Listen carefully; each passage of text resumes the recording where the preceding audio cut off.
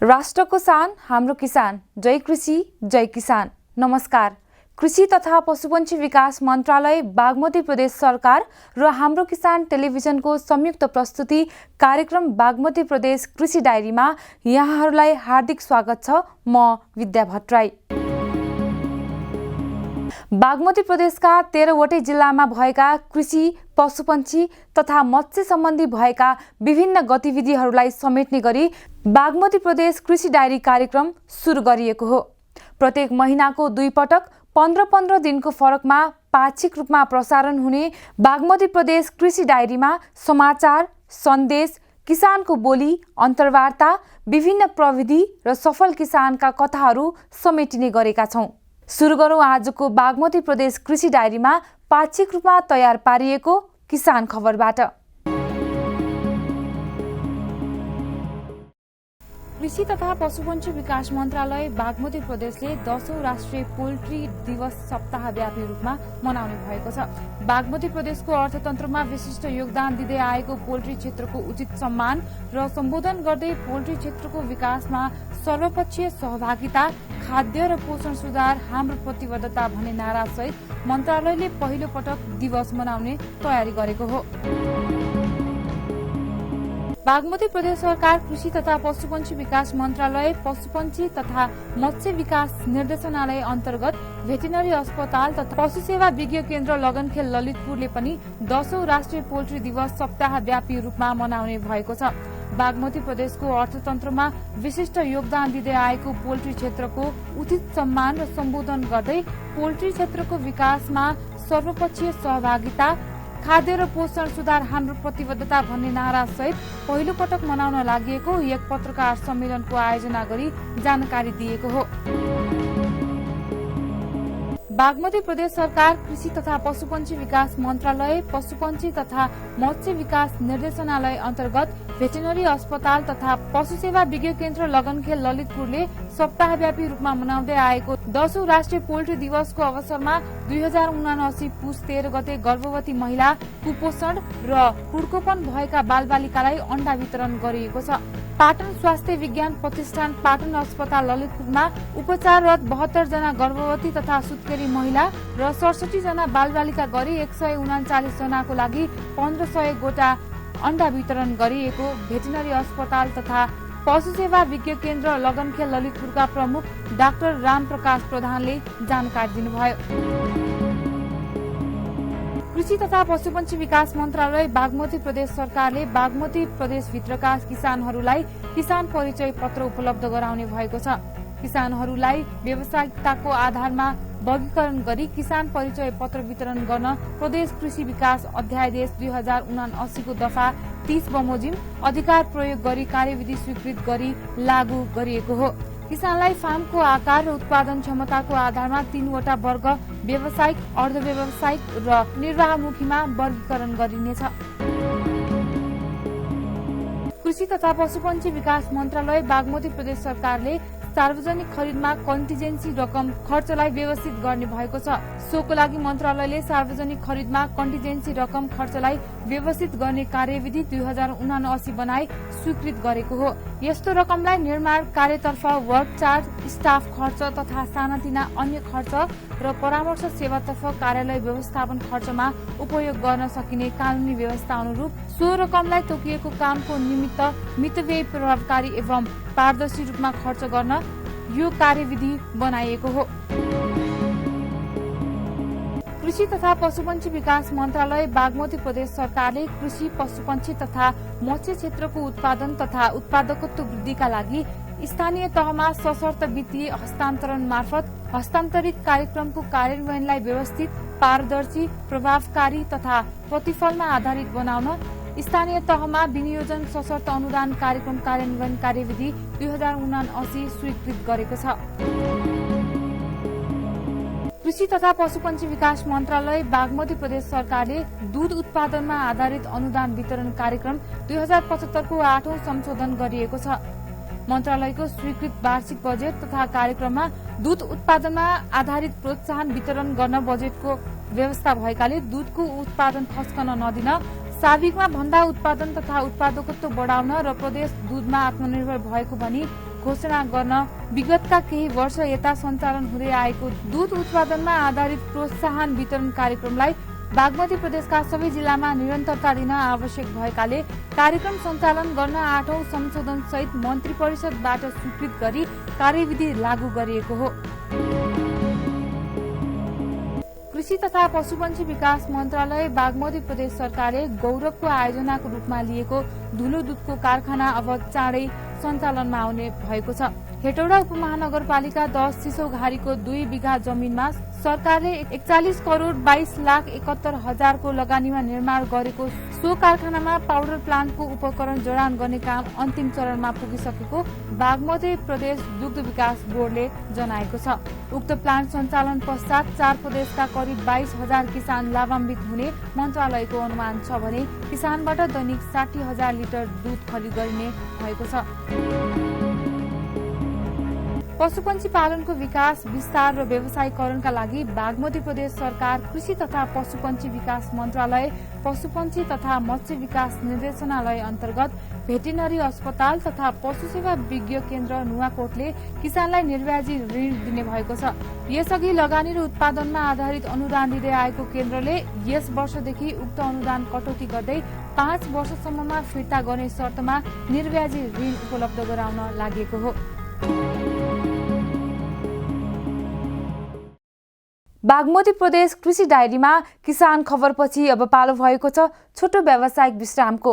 विश्रामपछि हामी लिएर आउनेछौँ नेपालको पोल्ट्री क्षेत्रलाई आत्मनिर्भर क्षेत्र भनिरहँदा अहिले पछिल्लो समय यो क्षेत्र निकै नराम्ररी धराशायी बन्दै गइरहेको छ। प्राय कुखुरा पालक किसानहरू यसअघि नै पलायन भइसकेका छन् भने अहिले पोल्ट्री क्षेत्रका व्यवसायीहरू त्यसको मारमा परेका छन्। यिनै पोल्ट्री सम्बन्धी तयार पारिएको पोल्ट्री विशेष रिपोर्ट अबको सामग्री बन्नेछ। हेर्दै गर्नुहोला हाम्रो किसान टेलिभिजन। छोटो व्यावसायिक विश्रामपछि पुनः स्वागत छ कार्यक्रम बागमती प्रदेश कृषि डायरीमा। म प्रस्तुता विद्या भट्टराई। दर्शकवृन्द, कृषि तथा पशुपन्छी विकास मन्त्रालय बागमती प्रदेश सरकारले बागमती प्रदेशको अर्थतन्त्रमा विशिष्ट योगदान दिँदै आएको समग्र पोल्ट्री क्षेत्रको उचित सम्मान र सम्बोधन गर्दै पोल्ट्री क्षेत्रको विकासमा सर्वपक्षीय सहभागिता, खाद्य र पोषण सुधार हाम्रो प्रतिबद्धता भन्ने नारासहित पहिलोपटक 10औं राष्ट्रिय पोल्ट्री दिवस सप्ताहव्यापी रूपमा मनाइरहेको छ। तर प्रदेश सरकारले पोल्ट्री दिवस मनाइरहँदा पोल्ट्री व्यवसायीहरूकै कारण कुखुरा पालक किसानहरू यसअघि नै नराम्ररी ठगिन पुग्दा अहिले कुखुरा पालक किसानहरू पनि पलायन भएका छन्। पोल्ट्री व्यवसायीहरूको सिन्डिकेटका कारण किसानहरू पलायन हुँदै गर्दा स्वयं पोल्ट्री व्यवसायीहरू पनि डुब्न थालेका छन्। आत्मनिर्भर रहेको पोल्ट्री क्षेत्र अहिले यो अवस्थामा कसरी आइपुग्यो त? यो क्षेत्र अहिले धराशायी मात्र नभई बन्द हुने अवस्थासम्म पुगेको छ। आखिर यसको दोष कसलाई दिने? संघीय सरकार, प्रदेश सरकार, व्यवसायी कि किसान? अहिले यो मुद्दा निकै पेचिलो र जटिल बन्दै गइरहेको छ। हेरौँ हाम्रा सहकर्मी पवन श्रेष्ठले तयार पारेको पोल्ट्री विशेष रिपोर्ट अबको प्रस्तुतिमा। कृषि तथा पशुपन्छी विकास मन्त्रालय बागमती प्रदेश सरकारले बागमती प्रदेशको अर्थतन्त्रमा विशिष्ट योगदान दिँदै आएको समग्र पोल्ट्री क्षेत्रको उचित सम्मान र सम्बोधन गर्दै पोल्ट्री क्षेत्रको विकासमा सर्वपक्षीय सहभागिता, खाद्य र पोषण सुधार हाम्रो प्रतिबद्धता भन्ने नारासहित पहिलो पटक 10औं राष्ट्रिय पोल्ट्री दिवस सप्ताहव्यापी रूपमा मनाइरहेको छ। तर प्रदेश सरकारले पोल्ट्री दिवस मनाइरहँदा नेपालको पोल्ट्री क्षेत्रलाई आत्मनिर्भर क्षेत्र भनिरहँदा अहिले पछिल्लो समय यो क्षेत्र निकै नराम्ररी धराशायी बन्दै गइरहेको छ। प्राय कुखुरा पालक किसानहरू यस अघि नै पलायन भइसकेका छन् भने अहिले पोल्ट्री क्षेत्रका व्यवसायीहरू त्यसको मारमा परेका छन्। अन्डा, मासु र चल्लाको मूल्य लागत भन्दा निकै सस्तोमा बिक्री गर्नु परेको, कच्चा पदार्थको मूल्य वृद्धि, अवैध रूपमा मासुको आयात र बैंकको ब्याज दरले कस्न थालेको व्यवसायीहरूको गुनासो छ भने तिनै व्यवसायीहरूबाट कुखुरा पालक किसानहरू नराम्ररी ठगिन पुग्दा अहिले कुखुरा पालक किसानहरू पनि पलायन भएका हुन्। कुखुरा पाल्ने किसानहरूलाई चल्ला तथा दाना उधारोमा दिने र कुखुरा बिक्री योग्य भए पनि आफूले बजारीकरण गर्ने शर्त समेत राखेर किसान मारा नीति पोल्ट्री व्यवसायहरूले लिएका छन्। तिनै पोल्ट्री व्यवसायहरूको सिन्डिकेटका कारण किसानहरूमाथि उठ्न नसकेका हुन्। कुखुराको मूल्य यतिखेर किसानहरूले भन्दा पनि तिनै सिन्डिकेटधारी पोल्ट्री व्यवसायहरूले तोकिरहेका छन्। कुखुरा पाल्न किसानलाई लगाउने, राम्रो भयो भने आफू कमाउने, रोग वा संक्रमणले कुखुरा मरे किसानलाई तिराउने नीतिले अहिले यो अवस्था आएको हो। नेपालको अर्थतन्त्रमा महत्त्वपूर्ण योगदान रहँदै आएको र आत्मनिर्भर रहेको पोल्ट्री क्षेत्र यो अवस्थामा कसरी आइपुग्यो त? यो क्षेत्र अहिले धराशायी मात्र नभई बन्द हुने अवस्थासम्म पुगिसकेको छ। आखिर यसको दोष कसलाई दिने? संघीय सरकार, प्रदेश सरकार, व्यवसाय कि किसान? अहिले यो मुद्दा निकै पेचिलो र जटिल बन्दै गइरहेको छ। भक्तपुर जिल्ला चाँगुनारायण नगरपालिका वडा नम्बर 7 चोखा विनायक स्थित ढकाल पोल्ट्री फार्मका प्रोप्राइटर कुखुरा पालक किसान डीवी ढकाल नराम्ररी डुबेका छन्। 40 सालदेखि कुखुरा पालन गर्दै आएका कुखुरा पालक किसान ढकाल पछिल्लो 5 वर्षमा झण्डै 2 करोड भन्दा माथि कुखुरा पालेर डुबिसकेका छन्। ह्याचरी, चल्ला, दाना, कोल्ड स्टोर, औषधिदेखि पोल्ट्री व्यवसायहरूको सिन्डिकेट र हाली मुहालीले अहिले आफू कमारा बनेको भन्दै अहिले ब्रोइलर कुखुरा पाल्न नै छाडिसकेको जानकारी दिनुभयो। देशैव्यापी रूपमा कुखुरा पालक किसानहरूको अवस्था निकै नाजुक रहेको भन्दै ढकालले ह्याचरी, चल्ला, दाना, कोल्ड स्टोर, औषधिदेखि पोल्ट्री व्यवसायहरूको सिन्डिकेटका कारण किसानहरू पलायन हुँदै गएकोमा चिन्ता व्यक्त गर्दै किसानहरू सङ्गठित हुन नसक्दा मूल्य निर्धारणमा तिनै सिन्डिकेटधारीहरूको हाली मुहालीले किसानहरू पलायन हुने क्रम अझै नरोकेको भन्दै नियामककारी निकायको ध्यान आकर्षण हुन जरुरी रहेको बताउनुभयो। कृषकलाई ज्यादै मार्छ। कृषकलाई मार कसरी भनेदेखि अब यो ब्रोइलरमा चाहिँ नि धेरै नै समस्या छ। कृषकले चाहिँ नि डिपोजिट लगाएर पैसा दियो, डिपोजिट राखेपछि उहाँहरूले के गर्नुहुन्छ भनेदेखि जब आफ्नो पैसा कुखुरा नउठाएसम्म बढाउँदै बढाउँदै भाउ बढाउँदै लगेर 250, 270, 280, 300सम्म पुर्याउनुहुन्छ। जब उहाँको कुखुरा सकिएपछि अनि त्यहाँबाट कृषकको कुखुरा उठाउन थाल्नुहुन्छ उहाँहरूले यो उठाएपछि आज 10 रुपियाँ घटाउने, भोलि 10 रुपियाँ घटाउने गर्दै गर्दै ल्याउँदा 220सम्म अथवा 200सम्म पनि ल्याउनुहुन्छ। यस कारणले कृषक भनेको कमारा मात्रै हुन्छन्। यो चाहिँ नगर्दै हुन्थ्यो। यो चाहिँ सङ्घ भनौँ कि सङ्घ कस्तो भन्दाखेरि यो जम्मै कुखुराको सङ्घहरूको उहाँको सङ्घका कुखुरा उठाएर सङ्घका जम्मै मिटिङ गएर यो मासु बेच्नेदेखि लिएर जम्मै कुखुरा लिएर गयो भनेदेखि 3 जना जानुपर्छ। हेर्नुहोस्, 3 जना गएपछि नगयो भने कुखुरा जम्मै तौल लिन सकिन्न कि चोर दिन्छन्। बिचमा एक त ड्राइभरले चोर्छ, एक त बाटामा लाँदाखेरिमा त्यहाँका कर्मचारीले चोर्छन्, अर्को काँटामा बसेर यसरी ढक उचाल्ने समेत र कारबाहीसँग यो कालो के भन्छ आइकालो भन्ने उता कारबाहीमा पनि परिसकेको छ। यस्तो चाहिँ धेरै धेरै गाह्रो छ किसानहरूलाई। यस कारणले मैले चाहिँ ब्रोइलरको काम चाहिँ चटक्कै छोडिदिएर लगभग पोहोर माघमा मैले चाहिँ नि 12-13 लाख रुपियाँ जति 2000 कुखुरामा ब्रोइलरमा मैले डुबाएँ। अनि त्यस कारणले मैले त्यो ब्रोइलरको चाहिँ छोडेर पहिलादेखि नै लेस गरिराखेको, लेस नै गरिराखेको। लेसमा पनि मैले तपाईँको यो H9 निक्लेर मेरो जम्मै सखाप भयो कुखुरा, लगभग 2 करोड जति मेरो लस भयो। अब अहिले पनि मेरो भदौदेखि यता आएपछि लगभग 50 लाख जति लस भयो।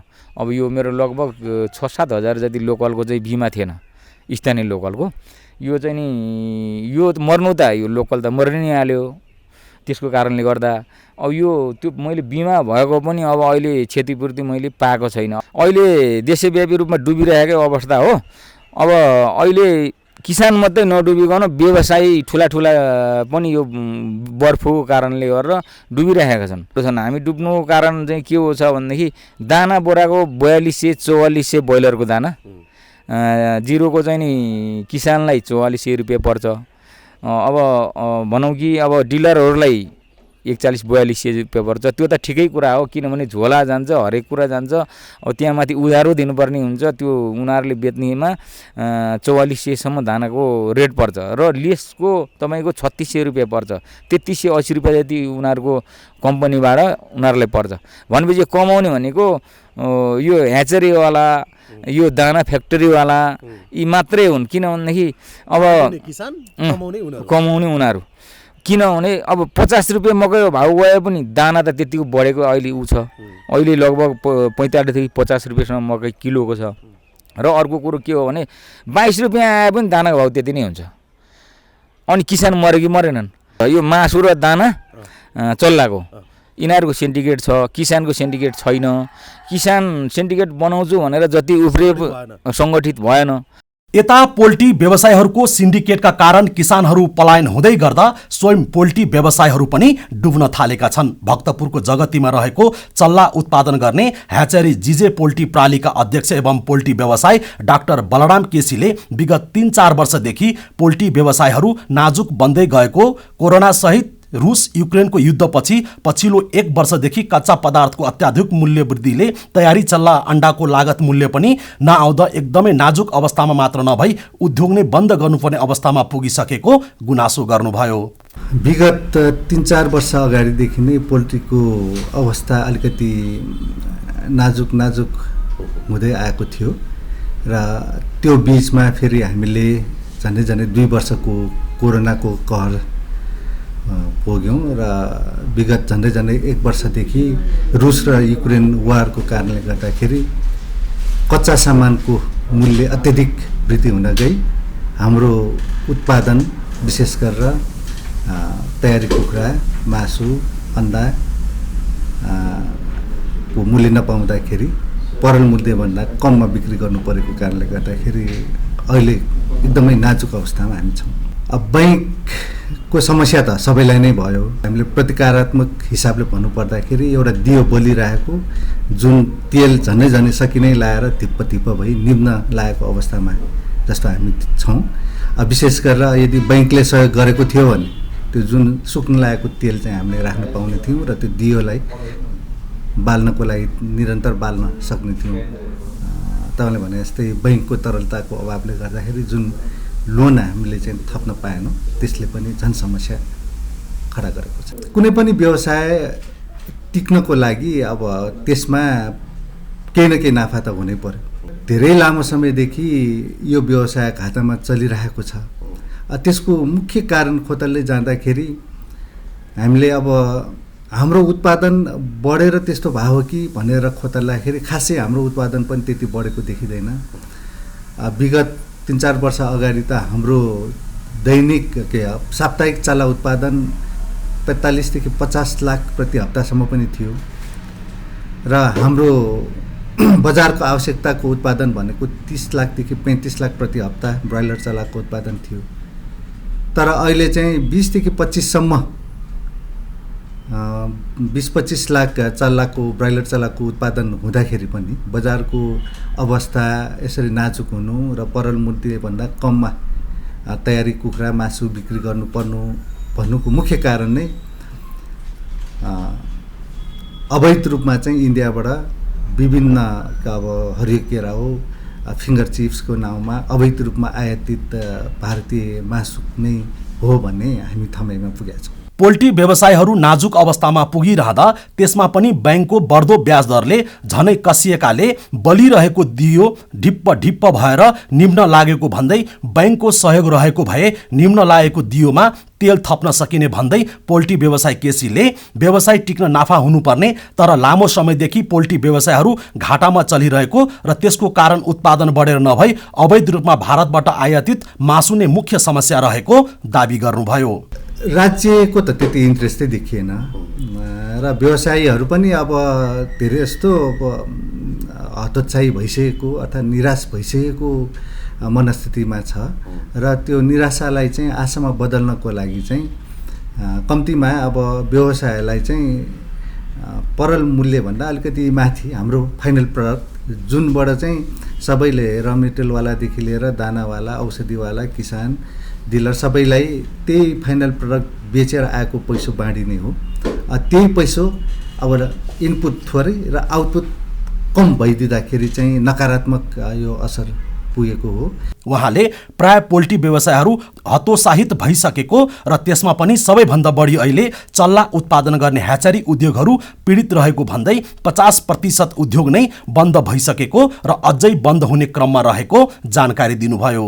किसान बाहेक अरू सबै ह्याचेरी, दाना सबैलाई चाहिँ किसानहरू पीडित र अरू चाहिँ पीडक जस्तो देखियो। वास्तवमा त्यो होइन। जस्तै हामी अब हाम्रो विशेष व्यवसाय भनेको ह्याचेरी उद्योग हो। हामी प्यारेन्ट पाल्छौँ, त्यसले पारेको अन्डा ह्याचेरी मेसिनबाट चाहिँ चल्ला निकाल्छौँ, त्यो चल्ला बेच्छौँ। अब यो विगत 1-2 वर्षमा सबभन्दा बढी पीडित भनेकै ह्याचेरी उद्योग। त्यो भएकोले लगभग 50% भन्दा बढी ह्याचेरी उद्योग आजको दिनमा बन्द भइसकेको अवस्थामा छ र अब यस्तै स्थिति रह्यो भने अब कति बन्द हुने हो र कति जीवित हुने हो हामी भन्न सक्दैनौँ। माथिका यी दुवै पात्र कुखुरा पालक किसान र चल्ला उत्पादन गर्ने पोल्ट्री व्यवसायी उदाहरण मात्र हुन्। अहिले देशैभरिका किसान र पोल्ट्री व्यवसायीहरूको अवस्था यही छ। यी अवस्था हेर्दा समग्र रूपमा हिजोसम्म आत्मनिर्भर रहेको क्षेत्र भनिरहँदा अहिले सिङ्गो पोल्ट्री क्षेत्र नै धरायसही बनिसकेको छ। यिनै मुद्दाहरूलाई सम्बोधन गर्ने गरी कृषि तथा पशुपन्छी विकास मन्त्रालय बागमती प्रदेश सरकारले समग्र पोल्ट्री क्षेत्रको विकास, संरक्षण, सम्वर्धन, मूल्य निर्धारण, दानाको गुणस्तर, रोग नियन्त्रण, क्षतिपूर्ति र सिन्डिकेट नियन्त्रणको लागि बलियो कानुन र नियमकारी निकायको अभावलाई पूरा गर्ने गरी प्रदेश पोल्ट्री विकास बोर्ड गठन प्रक्रिया अघि बढाइएको छ। पोल्ट्री विकास बोर्ड गठनको लागि अध्यादेश मार्फत प्रदेश सरकारको मन्त्री परिषदबाट स्वीकृत भई प्रदेश प्रमुखको प्रमाणीकरणको लागि पुर्याइएको छ। प्रदेश प्रमुखबाट प्रमाणीकरण हुने बित्तिकै पोल्ट्री विकास बोर्ड तत्काल गठन गरी काम गर्नेछ। सरकारले मूल्य निर्धारण, गुणस्तर, नियमन, रोगको नियन्त्रण, किसानलाई क्षतिपूर्तिको प्रत्याभूति बोर्ड गठन गरेर गर्नुपर्ने देखिन्छ। सरकारी निकायले मात्र किसानको प्रतिनिधित्व गर्न नसकेकाले गर्दा पोल्ट्री बोर्ड ल्याउन लागि जानकारी दिँदै भेटनरी अस्पताल तथा पशु सेवा विज्ञ केन्द्र लगनखेल ललितपुरका प्रमुख डाक्टर रामप्रकाश प्रधानले सरकारले कृषि पशुपन्छी लगायतलाई मात्र सेवा सुविधा दिएको तर पोल्ट्रीलाई त्यति ध्यान नदिएकै कारण अहिले यो अवस्था सिर्जना भएको उहाँको भनाइ छ। प्रदेश सरकारले किसान मुखी भएर काम गर्नुपर्छ, किसानको दुःख सुखमा सहयोग दिनुपर्छ। अब यो सरकारी निकायले मात्रै किसानको प्रतिनिधित्व गर्न सकेन भनेर प्रदेश यो पोल्ट्री बोर्ड ल्याउन खोजेको हाम्रो मलाई लाग्छ। श्रीमान सचिवज्यू र मन्त्रीज्यू यो 6-7 महिनादेखि पोल्ट्री बोर्ड कसरी ल्याउने यो एउटा ल्याउन सक्यौँ भने हाम्रो कार्यकालमा योभन्दा ठुलो उपलब्धि केही हुन सक्दैन। वास्तवमा यो कृषि क्षेत्रमा पोल्ट्री व्यवसाय एक हिसाबले हेऱ्यो भने साह्रै छिटो छलाङ मार्ने व्यवसाय पनि हो यो। फेरि कृषकहरू हिजो चाहिँ अब साना 100-150 वटा कुखुरा पाल्ने किसान पनि आज चाहिँ करोडौँको मालिक भएको छ। त्यो हिसाबले हेऱ्यौँ भने जसले गर्दा हिजोको दिनमा सरकारले दिने सेवा सुविधामा पनि कुखुरालाई अलिकति कन्जुस गरेकै हो। बाख्रा पाल्नेलाई सुविधा दियौँ, हामीले गाई पाल्नेलाई दियौँ, ढुङ्ग्रो पाल्नेलाई दियौँ, अन्य तरकारी बाली रोप्नेहरूलाई अनुदानको कार्यक्रमहरू दियौँ। कुखुरालाई आजसम्म हामीले दिन सकेको छैनौँ। किन भन्दा कुखुरा पालन आफै सक्षम छ। जहाँ पनि जसले पनि अब कर्मचारीदेखि लिएर नेतासम्म चाहिँ कुखुरा व्यवसायलाई खासै सेवा सुविधाको आवश्यकता भन्दा उहाँहरू आत्मनिर्भर हुनुहुन्छ, उहाँहरू आफै सक्षम हुनुहुन्छ। उहाँहरूलाई बरु चाहिँ हामीले चाहिँ प्राविधिक सहयोग गर्ने, प्राविधिक सुझावहरू दिने, ट्रेनिङहरू दिने, उहाँहरूलाई चाहिँ अब भवितव्य पर्ने कुराहरू के छ त्यो कुराहरूमा चाहिँ उहाँहरूलाई हामीले सजीकरण गर्नुपर्छ।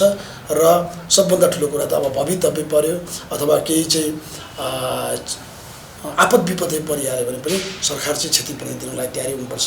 जस्तै अहिले अब किसानहरू रोइरहेका छन्, करिब 6 महिनादेखि मै यही जिल्लामा आएर कुखुरा सब मारेर हिँडेको। आजसम्म चाहिँ आज 10 महिना भइसक्यो यहाँको कुखुराको क्षतिपूर्ति दिन सकेको छैन। दिनमा 100 जनाभन्दा बढी किसानले फोन गर्नुहुन्छ। सबै कुरा सिद्धिसकेको छ, अर्थ मन्त्रालयले स्वीकृति दिएन भन्ने सुन्नमा आउँछ यहाँ, तर यो हुन्छ। यो जे भए पनि अब यो ढिलो भयो किन त यो क्षतिपूर्ति दिने हामीसँग व्यवस्थै छ।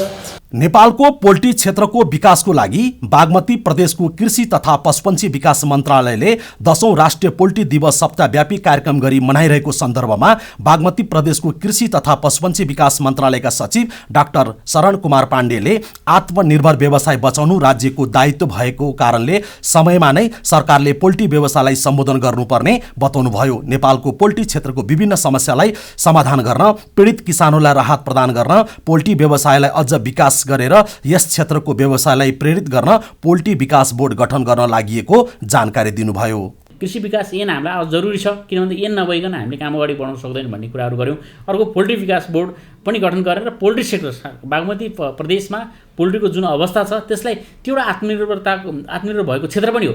यसलाई चाहिँ अझ सशक्त बनाउनलाई, यसमा चाहिँ पोल्ट्री सेक्टरका व्यवसायहरूलाई चाहिँ अझ यो क्षेत्रमा लाग्न प्रेरित गर्नको लागि हामीले पोल्ट्री विकास बोर्ड गठन गर्ने कुराहरू लेख्यौँ। तर त्यो कुरा अहिले आएर हामीले त्यसलाई चाहिँ अन्तिम रूप पनि दिइसकेको अवस्था छ र मन्त्री परिषदबाट त्यो अध्यादेशहरू पनि स्वीकृत भएर त्यो प्रमाणीकरणको चरणमा अवस्था पुगेको छ। हामीले त्यहाँ लेख्यौँ र गऱ्यौँ। खाद्य पोषण सुरक्षाको महत्त्वपूर्ण स्रोत पोल्ट्री भएको नेपालको अर्थतन्त्रमा महत्त्वपूर्ण योगदान र आत्मनिर्भर बनिसकेको नेपालको पोल्ट्री क्षेत्रलाई बचाउन राज्यका विभिन्न नियामक निकाय, सङ्घीय सरकार, प्रदेश सरकार र निजी क्षेत्र मिलेर लाग्नुपर्ने देखिएको छ। हिजोसम्म कुखुरा पालक किसानहरूलाई पोल्ट्री व्यवसायीहरूको सिन्डिकेटले पलायन हुन बाध्य बनाइरहँदा आज तिनै किसानहरूले कुखुरा पाल्न छाड्दा स्वयं पोल्ट्री व्यवसायीहरू पनि डुब्दा सिङ्गो आत्मनिर्भर रहेको पोल्ट्री क्षेत्र नै धराशाही बन्दै जानुमा एकले अर्कालाई दोष देखाएर बहस गर्नुभन्दा समयमै सबै सरकार निकायहरू एकै ठाउँमा उभिएर माथि उठ्नु नै सबैको हितमा हुने कुनै दुई मत छैन। दर्शकवृन्द, तपाईलाई बागमती प्रदेश कृषि डायरी कार्यक्रम कस्तो लाग्यो? केही सल्लाह सुझाव भएमा हामीलाई 9853 33100 मा सिधा सम्पर्क पनि गर्न सक्नुहुनेछ अथवा हाम्रो किसान टेलिभिजन @gmail.com मा लिखित सुझाव पनि दिन सक्नुहुनेछ। बागमती प्रदेश कृषि डायरी कार्यक्रम हेर्नका लागि तपाईँ हाम्रो किसान टेलिभिजन युट्युब च्यानलबाट पनि हेर्न सक्नुहुनेछ। हाम्रो किसान टेलिभिजनको युट्युब च्यानललाई लाइक र सब्स्क्राइब पनि गर्न नबिर्सिनुहोला। हवस् त, आजलाई यति नै। हामी फेरि अर्को श्रृङ्खलामा फरक विषयवस्तु लिएर उपस्थित हुने नै छौँ। म लगायत हाम्रो सम्पूर्ण टिमलाई बिदा दिनुहोस्। हाम्रो किसान टेलिभिजन हेर्दै गर्नुहोला। नमस्कार। जय कृषि, जय किसान।